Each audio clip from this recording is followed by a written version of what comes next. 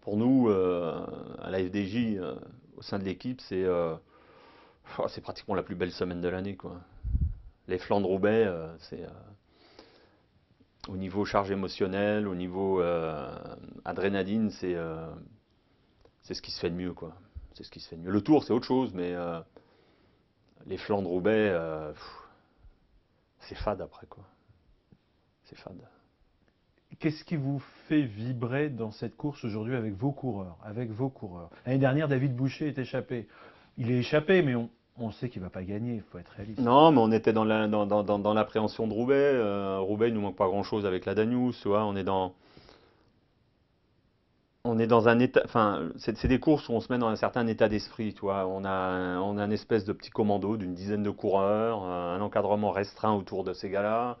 On est en immersion là-haut en Belgique, on vit dans les Flandres, on est installé dans les Flandres, on est dans notre deuxième pays, quoi. On est chez nous. On est à la fois à l'étranger, mais on est chez nous quand même parce qu'on a la saveur et l'appétit de ces courses-là, quoi.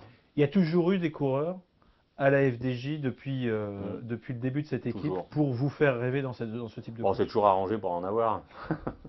Parce que pour moi, c'est ce qui fait qu'on a envie de faire ce métier-là, quoi, d'aller dans ces courses-là, quoi. C'est des endroits où la vie du vélo se fait et se passe. Mais ça vous plairait pas, Marc, si on disait que cette course n'est que finalement la montée en puissance de Paris-Roubaix?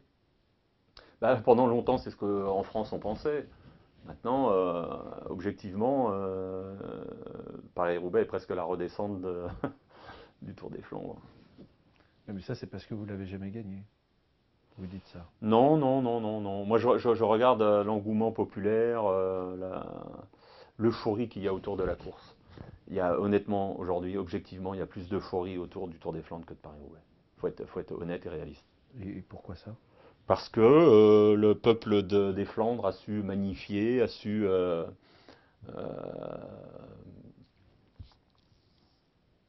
donner un élan supplémentaire à cet événement qu'on n'a pas su faire en France.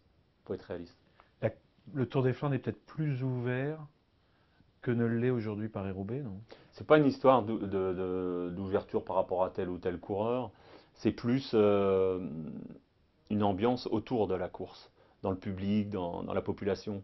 Euh, on le voit bien quand on va sur les Flandres, c'est tout un pays qui est derrière cette course-là. On sent une imprégnation de tout un peuple derrière une course. C'est un des rares moments dans l'année où on le ressent. On le ressent chez nous dans le Tour parce que c'est les vacances, parce que c'est le mois de juillet, parce que c'est l'attraction du mois de juillet, enfin c'est le grand cirque du mois de juillet qui bouge. On ressent ça un peu au niveau du Tour.